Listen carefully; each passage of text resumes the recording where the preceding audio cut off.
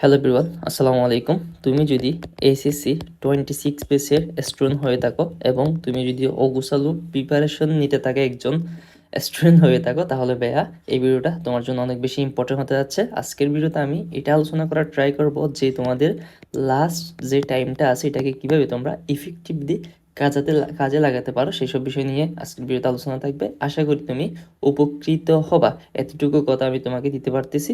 So আর বেশি কথা না বাড়িয়ে আজকের মূল আলোচনায় আমরা ফিরে যাই। সো প্রথমতেই আমরা তোমাদের একটু টাইম লাইনটা একটু দেখি। তোমাদের সামনে বড় বড় দুইটা এক্সাম দেখতে পাচ্ছি আমরা। প্রথমত যে এক্সামটা দেখতে পাচ্ছি সেটা হলো তোমাদের টেস্ট এক্সাম, রাইট? হয়তো বা কিছু কিছু কলেজে হয়ে গেছে বা এখনও হবে এরকম। এরপর তোমাদের ফাইনাল এসএসসি এক্সাম, যেটা বোর্ড এক্সাম। সো বোর্ড এক্সামটা কী হবে, তোমাদের সামনে সংগঠিত হবে। দেন আসতে চলো তোমাদের অ্যাডমিশন টাইম। এই যে যে তিনটা বড় বড় এক্সামের কথা বললাম, তিনটে এক্সামেই কিন্তু তোমাদের এই যে 2026-এর মধ্যে হয়ে যাবে বা এখান থেকে শুরু হবে আর কি। এই যে যে তিনটা বড় বড় এক্সাম তিনোটাই। সো এই জন্য এই বছরটা মানে 2026 এই ইয়ারটা তোমাদের জন্য অনেক অনেক বেশি ইম্পর্ট্যান্ট। তো তোমাদের হাতে বলতে গেলে এখন অ্যারাউন্ড 1 ইয়ার কি আছে, সময় আছে। সো আসলে প্রতিটা সময় অনেক মূল্যবান। সো আমি মনে করি যাদের অবস্থা এখন অনেক খারাপ বা যারা এখন অনেক ভালো প্রিপারেশন নিচ্ছে কিন্তু তারপরে পড়া ভুলে যাচ্ছ বা বিভিন্ন সমস্যা ফেস করতেছো, সো উভয়ের জন্য এই 1 ইয়ারটাকে অনেক বেশি ইম্পর্টেন্ট। তোমরা যদি এটাতে যদি ভালোভাবে এফোর্ট দাও, ভালো মতো যদি এফোর্ট দাও, তাহলে ভালো একটা রেজাল্ট করা কোনো বিষয়ই না। সো সেসব বিষয় নিয়ে আজকের ভিডিওতে আমি আলোচনা করব যে কিভাবে তোমরা বেস্ট একটা রেজাল্ট করে আসতে পারো তোমাদের একাডেমিক বলো এবং হলো এডমিশনে বলো। আর তোমাদের এটা তো জানো তোমরা এখানে যে এসএসসি আছে, এসএসসির জিপিএটা যারা মেডিকেল প্রিপারেশন নেবে তাদের জন্য অনেক বেশি ইম্পর্টেন্ট। সাথে হলো যারা ইঞ্জিনিয়ারিং টার্গেট তাদের জন্য অনেক বেশি ইম্পর্টেন্ট, কারণ হলো পিসিএমইতে তাদের কী করতে হবে, ভালো করতে হবে। সাথে ইংলিশটা ইম্পর্টেন্ট তাদের জন্য। এরপর হলো জিপিএ 5 না পেলে মেডিকেলের জন্য একটু কষ্ট হয়ে যায়, চান্স হয় না তা না, বাট হলো একটু টাফ হয়ে যায়। এরপর হলো এডমিশন, তোমরা এসি ভালো করলা বাট হলো এডমিশনে মারা গেলা, তখন কি হবে, তোমার ফ্যামিলি বলবে যে আলটিমেটলি সে কি, তুমি ফেইলিওর। ঠিক আছে, এই ওয়ার্ডটা খুব বেশি শুনতে পাবা আর কি। সেই কারণে আজকের ভিডিওতে আমি কীভাবে তোমরা গুছিয়ে একটা প্রেপ নিতে পারো বা প্রিপারেশন নিতে পারো সেসব বিষয় নিয়ে আলোচনা করবো। সো আর বেশি কথা না বাড়িয়ে আমরা আসলে আস্তে আস্তে আমাদের মূল পয়েন্টে ফিরে যাই। সো প্রথমত যে কাজটা তোমরা করবা সেটা হলো ভাইয়া, তোমরা নতুন কিছু ধরার লোভ এখনই বাদ দাও।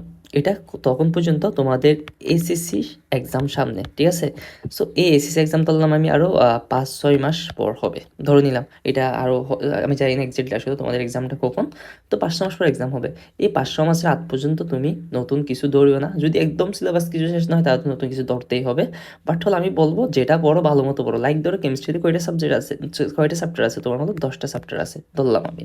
তো 10টা চ্যাপ্টারের মধ্যে তুমি ভাইয়া ভালো মতো 6টা চ্যাপ্টার শেষ করো, এনাফ। তোমার থেকে আর বাদ বাকি যে 7টা চ্যাপ্টার আছে এগুলো আপাতত পড়ার দরকার নেই, এগুলো দরকার তুমি এডমিশনের জন্য রেখে দাও, ঠিক আছে?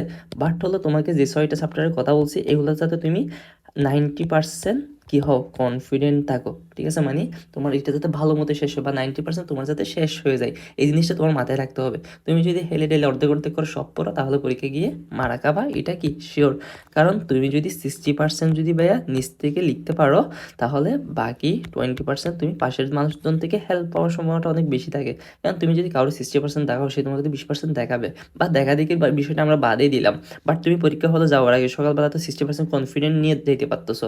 আর তুমি যদি সবগুলো যদি হালকা হালকা করে পড়ো, সবগুলো যদি কি করো, হালকা হালকা করে পড়ো, তখন তোমার ওই কনফিডেন্টটা থাকবে না। মনে হবে কোয়েশ্চেন একটু প্যাঁচা দিলেই মারা খাবো, এরকম দিলে মারা খাবো, এরকম নানা ধরনের তোমার নেগেটিভ থিঙ্কিং মাথায় আসতে থাকবে। যার কারণে দেখা যাবে যে তুমি পরীক্ষা হলে যাওয়ার আগে নার্ভাস হয়ে গেছো এবং মারাটা খেয়ে আসছো, ঠিকই। তো এই জন্য ভাইয়া এসএসসি রাত পর্যন্ত কি করবে না, তোমরা নতুন কোনো পড়া ধরবা না। না, এই যে যেটা আছে আমার শেষ হয়নি, শেষ করতে হবে, এই জিনিসটা তোমরা কি বাদ দাও। যেটা পড়বা, এই যে হাতে যে 500 জনের সময়টা আছে এখানের মধ্যে যেটা পড়বা, যা পড়বা দাও আমি লিখে দিচ্ছি। যা পড়বা ভালো মতো পড়বা, বুঝছো? ভালো মতো পড়বা, এমনভাবে পড়বা যাতে এডমিশনে কি হয়, তোমার কষ্ট না হয়। এডমিশনও তোমার যাতে কি না হয়, কষ্ট না হয়, এভাবে পড়বা, ভালো মতো গুছিয়ে নেবা। তাইলে আমি প্রথম পয়েন্ট আশা করি বুঝতে পারছি, কিন্তু আমরা ম্যাক্সিমাম অনেকে পরীক্ষার আগে এই জিনিসটা করে থাকি বা এই মিস্টেকটা করে থাকি। আসলে নেক্সট যে কাজটা করবা সেটা হলো ভাইয়া হাই ফ্রিকোয়েন্সি চ্যাপ্টার আলাদা করা।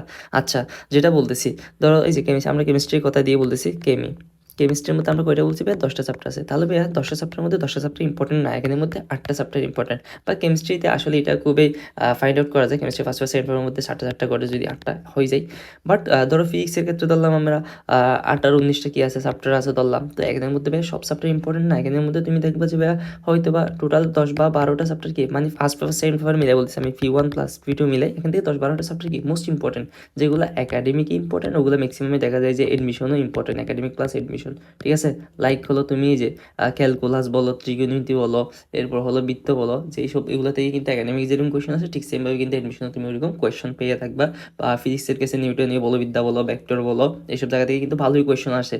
সো এই জন্য তোমরা এখান থেকে কী করবা, মোস্ট ইম্পর্টেন্ট মানে যেগুলো ইম্পর্টেন্ট চ্যাপ্টার, হাই ইম্পর্টেন্ট মানে যেগুলো থেকে স্যাররা কোয়েশ্চেন করে বা কোয়েশ্চেন করতে বেশি পছন্দ করে, এরকম চ্যাপ্টারগুলো তোমরা কী করবা, ভালো মতো শেষ করবা। আবার ইম্পর্টেন্ট চ্যাপ্টারগুলোর মধ্যে সব টপিক কিনা ইম্পর্টেন্ট না, সব টপিক কিনা ইম্পর্টেন্ট না, একের মধ্যে যেগুলো ইম্পর্টেন্ট টপিক আছে বা টিএসটা দেওয়া যে টপিকগুলো আছে এগুলো তোমরা কী করবা, ভালো মতো শেষ করবা। এগুলো জানার জন্য তোমরা প্রিভিয়াস ইয়ারের কোয়েশ্চেন কী করতে পারো, কোয়েশ্চেন ব্যাংক দেখতে পারো। যখন তোমরা প্রিভিয়াস ইয়ারের কোয়েশ্চেন ব্যাংক দেখবে তখন বুঝতে পারবা কোন টপিকগুলো most important for your exam, তখন তুমি এগুলো দেখে কি নিজেরা ভালো মতো গুছিয়ে নিতে পারবা। সো আশা করি আমি ভাইয়া বুঝাইতে পারছি বিষয়টা, কারণ সব পড়লে তুমি কি করতে পারবে না, মনে রাখতে পারবে না, সব পড়লে তুমি মনে রাখতে পারবে না, কারণ তোমার হাতে কি আছে, সময় কম, মনে রাখতে পারবে না, কারণ তোমার হাতে কি নেই, সময় নেই, সময় কম, স্বল্প সময়ের মধ্যে গুছিয়ে প্রিপারেশন নেওয়ার জন্য ইম্পর্টেন্ট টপিকগুলোকে একটু কী দাও, বেশি প্রায়োরিটি দাও।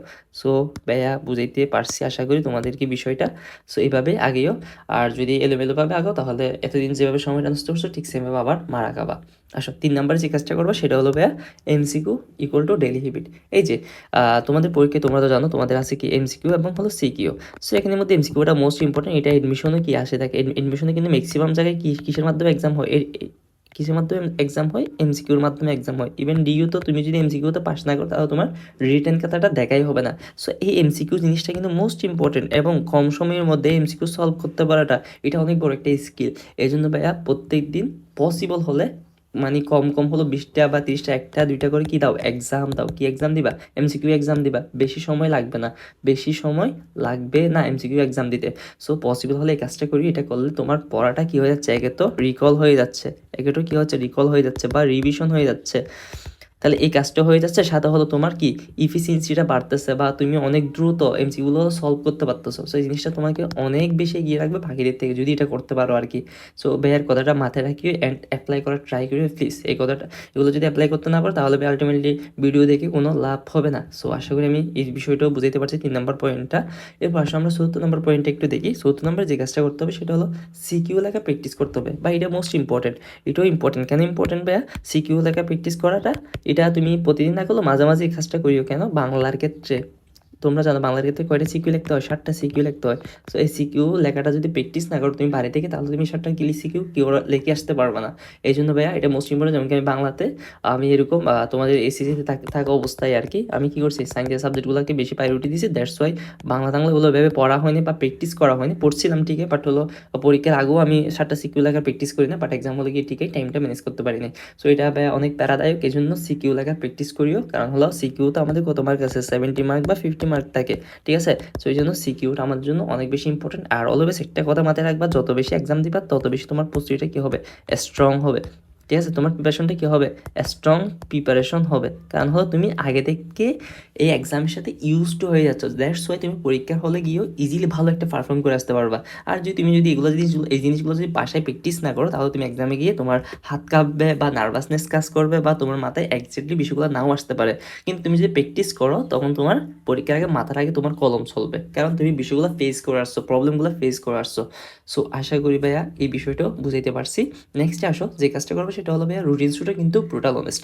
আচ্ছা এটা মানে বোঝাচ্ছি হলো তোমরা অনেকে দেখবা যে এখন কয়েক ঘন্টা পড়াশোনা করতেছে, ওইটা 10 ঘন্টা পড়াশোনা করতেছে, তাই আমারও কী করতে হবে, 10 ঘন্টা পড়াশোনা করতে হবে, ঘুম কমাই দিতে হবে বা হ্যান ত্যান এগুলার চেয়ে ভাইয়া 5-6 ঘন্টা ফ্লোয়েবল রুটিন, মানে তুমি যদি ফোকাসভাবে 5-6 আওয়ারও পড়ো ভাই দ্যাটস এনাফ। 10 ঘন্টা টেবিলের সামনে বই নিয়ে বসে থাকার চেয়ে 5-6 ঘন্টা মনোযোগ দিয়ে পড়াটা মোস্ট ইম্পর্টেন্ট। আর যেটা পড়বা ওইটা বারবার তো বলছি ভাই, যা পড়বা ভালো মতো পড়বা, যা পড়বা ভালো মতো পড়বা, ভালো মতো পড়বা, যাতে পরবর্তীতে তোমার ওই জিনিসটাতে আবার সময় দিতে না হয়, যাতে রিভিশন দিলে 5 বা 10 মিনিটের মধ্যে কী করে ফেলতে পারো, রিভিশন দিতে পারো। আর কোনো একটা জিনিস তখনই ভালো মতো পড়ছে বলে মনে করবা যখন ওই জিনিসটা তোমার চোখের সামনে ভাসবে। চোখ বন্ধ করলে দেখবা ওই জিনিসগুলো তোমার চোখের মধ্যে ভাসতেছে, বইয়ের অমুক পেজের মধ্যে ওই ইনফোগুলো আছে, অমুক পেজের মধ্যে ওই চার্টটা আছে, ওখানের মধ্যে ওই শার্টটা আছে। এগুলো যখন তুমি চোখ বন্ধ করলে ফিল করতে পারবা, তখনই বুঝবো জিনিসটা তোমার কি হয়েছে, ভালো মতো শেষ হয়েছে। এর আগ পর্যন্ত জিনিসটা কখনোই ভালো মতো শেষ হয়নি, এই জিনিসটা কিন্তু আমাদের মাথায় রাখতে হবে। সো আশা করি ভাইয়া এই বিষয়টা বুঝতে পারছি। টাইমের দিকে ফোকাস না করে তুমি কতটুকু শেষ করতে পারতো, ভালো মতো শেষ হচ্ছে কিনা সেই দিক দিয়ে বেশি ফোকাস করো। আর কোনো একটা কনসেপ্ট পড়ার পর এটা একটা এক্সাম দেবা বা নিজেকে যাচাই করে দেখবে এক্স্যাক্টলি এটা তোমার মাথায় ঢুকতেছে কিনা, অ্যান্ড তুমি তোমার পরীক্ষার যে কোয়েশ্চেনগুলো আসছে ওগুলোতে অ্যাপ্লাই করতে পারতেছো কিনা, বিষয়গুলো একটু মাথায় রাখাটা মোস্ট ইম্পর্টেন্ট। সো 5 নম্বর পয়েন্টটা আশা করি বুঝতে পারছি। 6 নম্বরটা আসো মেন্টাল বুলবুলে এড়িয়ে চলা। যে মেন্টাল বুল বলতে আমি কি বলছি, মেন্টাল বুল বলতে বোঝাচ্ছি আমার কিছু শেষ হয়নি, আমার কিছু শেষ হয়নি, এরকম একটা চিন্তা আসে না? আমি মানে নার্ভাসনেস কাজ করে না, আমার কিছু শেষ হয়নি, সবাই অনেকে এগিয়ে গেছে। তারপর হলো আমাকে দ্বারা হবে কি না, আমাকে দ্বারা হবে কি না, এই টাইপের কিন্তু নানা ধরনের আমাদের কি আছে, নেগেটিভ থিঙ্কিং আসতে থাকে। তারপর হলো ওরা তো অনেক এগিয়ে গেছে, বাকিরা এগিয়ে গেছে, বাকিরা এগিয়ে গেছে, এগুলো ভাই আমি নিজের রিয়ালিটি দেখেই বলতেছি। মানে আমি নিজের লাইফ আসলে এই বিষয়গুলো যখন হতাশ থাকি, ডিপ্রেস থাকি, তখন এই জিনিসগুলো কিন্তু আমার নিজের মাথায় আসে। সো তোমাদের মাথায় আসাটা স্বাভাবিক। এবং আমি আমার ফ্রেন্ড সার্কেল বলো বা আশেপাশে অনেক জুনিয়রদেরকেও দেখছি সেম বিষয়টাই, মানে তাদের মাথায় এরকম বিভিন্ন ধরনের হতাশা আসতে থাকে, যেগুলো হলো মেন্টাল বল। এগুলোর কারণে তুমি আচ্ছা তুমি যদি চিন্তা করে, যদি মানে ওই যে একটা এটার একটা মিথ কীরকম জানো, পড়াশোনার চিন্তায় পড়াশোনা হয় না, পড়াশোনার চিন্তায় কি হচ্ছে না, পড়াশোনা হচ্ছে না। আচ্ছা তুমি বলো, তুমি যদি পড়াশোনা না করো তুমি নিজের ইমপ্রুভ করতে পারবা? তুমি যদি বসে থাকো চিন্তা করে করে, তখন তুমি নিজের ইমপ্রুভ করতে তুমি জায়গায় থাকে যাবা। কিন্তু তুমি যদি একটু চেষ্টা করো, আস্তে আস্তে ধীরে ধীরে ধীরে ধীরে জিনিসটা কী হচ্ছে, গ্রোথ পাচ্ছে। সো তুমি বসে থাকার চেয়ে বা চিন্তা করার চেয়ে তুমি কী করো, নিজের একটু একটু গ্রোথ করার ট্রাই করো। ডাউন হয়ে গেছো, মেন্টাল ডিপ্রেশন, আবার গ্রোথ করো, বসে থাকিও না। আমার কথা হলো লাইফে আপ ডাউন সবারই আছে, বাট হলো বসে থাকা যাবে না। আমরা এইভাবে কি এরকম গ্রাফের মতো করে আমরা নামবো উঠবো এইভাবে আগাবো। প্রতিটা মানুষের লাইফটা এরকম, কেউ হয়তো এটা প্রকাশ করে, কেউ হয়তো বা প্রকাশ করে না, এটাই ফিটাই। সেই জন্য এইসব মেন্টাল যে চিন্তাগুলো তোমাদের মাথায় এসে থাকে, এগুলো জিনিসগুলো একটু বাদ দিও। আর বেয়াল লেখাগুলো এগুলো বুঝছো কিনা আমি জানি না, বাট আশা করি ধরে নিচ্ছি বুঝছো, কারণ আসলে আমার লেখাটা অতটা সুন্দর না তোমাদের মতো। সো আশা করি ভাইয়া বিষয়গুলো বুঝাইতে পারছি। সো এই জিনিসটা কী করতে হবে, আমাদের বাদ দিতে হবে আমাদের লাইফ থেকে। ওকে, সো এগুলো করা যাবে না, চেষ্টা করো, চেষ্টা করলে অবশ্যই ভালো কিছু হবে। তো আমরা আবার যদি একটু রিক্যাপ করে দিই আমাদের আজকের পয়েন্টগুলো, সেগুলো হলো যে নতুন কিছু ধরা যাবে না, এমসিকিউকে ডেইলি হ্যাবিট বানাইতে হবে। তারপর হলো তোমার কি রুটিনটা ছোটো কিন্তু ব্রুটালনেস, আমরা কি রুটিন ছোটো, বাট হলো আমরা কি যা পড়বো ফোকাসড হয়ে পড়বো, ফোকাসড হয়ে কী করবো পড়বো। এরপর হলো হাই ফ্রিকুয়েন্সি চ্যাপ্টার, মানে ইম্পর্টেন্ট চ্যাপ্টারগুলো আমরা কী করবো, ইম্পর্টেন্ট চ্যাপ্টারগুলোকে বেশি গুরুত্ব দিব, ইম্পর্টেন্ট টপিকগুলোকে বেশি গুরুত্ব দিব। সিকিউ লেখার প্র্যাকটিস করতে হবে, কারণ হলো না হলে আমরা এক্সামে কী খাবো, ফুল আনসার করে আসতে পারবো না, ফুল আনসার কী করে আসতে পারবো না, ফুল আনসার করে আসতে পারবো না। এরপর হলো মেন্টাল বুকগুলো, ডিপ্রেসড হওয়া যাবে না, হতাশ হওয়া যাবে না। জীবনে যতটুকু সময় আছে ওইটাকে ইউটিলাইজ করার ট্রাই করতে হবে। যা হারিয়ে গেছে ওইটা আর কখনো ফিরে পাবা না, যা হারানোর হারাই ফেলছে অলরেডি। এখন যেটা আছে সেটা নিয়ে সর্বোচ্চ ট্রাই করো, ঠিক আছে? ট্রাই করো, practice make a man perfect, চেষ্টা করতে থাকো, ইনশাল্লাহ একদিন ভালো কিছু হবে। ফাইনালি তোমাদেরকে একটা কথা বলি, আল্লাহ তাআলা এফোর্ট নষ্ট করেন না, ফলাফল তোমার হাতে না, চেষ্টাটা হলো তোমার হাতে। আমরা মানুষের হাতে আছে কি, শুধু হলো ট্রাই করা, আমরা শুধু চেষ্টা করতে পারি। বাদ বাকিটা পুরোপুরি ডিপেন্ড করে আমাদের সৃষ্টিকর্তা বা আল্লাহর উপর, বা তোমরা যে যে ধর্মের আছো তোমাদের সৃষ্টিকর্তার উপর, ঠিক আছে? তো আর এই সৃষ্টিকর্তা কিন্তু কারোর সাথে বেইনসাফি করে না। তুমি এফোর্ট দিচ্ছ, মানে এই যে তুমি ধরো এফোর্ট দিলা, মানে পরিশ্রম করলা, বাট তোমার আল্লাহ তাআলা দিল না, এরকম হয় না। হ্যাঁ, যদি অনেকে বলতে পারো ভাই আমি অনেক চেষ্টা করছি বাট লাইফে মারা যাচ্ছে, হয়তো আল্লাহ তাআলা তোমার জন্য ওই জায়গাটা মঙ্গলজনক মনে করতেছেন না। কারণ উনি তোমাকে সবচেয়ে বেশি পছন্দ করে পৃথিবীতে, তোমার মা বাবা চেয়ে তোমার রব তোমাকে বেশি পছন্দ করে। বুঝতে পারছি, এই জিনিসটা সবসময় মাথায় রাখিও। সো চেষ্টা করে যাও, আই হোপ ইনশাআল্লাহ ভালো কিছু হবে। তো দেখা হচ্ছে পরবর্তী কোনো একটা ভিডিও নিয়ে, সে পর্যন্ত ভালো থাকো। আর ভাইয়ার ভিডিওটা ভালো লাগলে প্লিজ সাবস্ক্রাইব করে পাশে থাকিও, কারণ তোমাদের রেসপন্স পেলে আসলে নিজের থেকে একটা ভালো লাগা কাজ করে, মানে একটা তোমার মোটিভেশন পাই আর কি, যে আমার একটা অডিয়েন্স আছে, তাদের জন্য আমার কিছু করতে হবে, যেটা হলো একটা রিওয়ার্ডের মতো আর কি, ঠিক আছে? সো আশা করি ভাইয়া বুঝাইতে পারছি। আল্লাহ হাফেজ, আসসালামু আলাইকুম।